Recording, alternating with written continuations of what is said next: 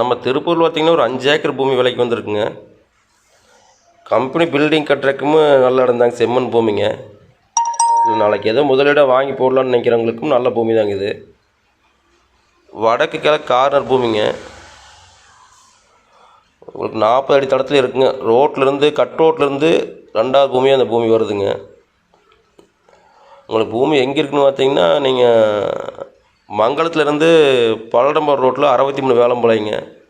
63 வேலம்பாளையத்துலேருந்து மேற்க 3 கிலோமீட்டர் வந்தீங்கன்னா கட் ரோட்லிங்க.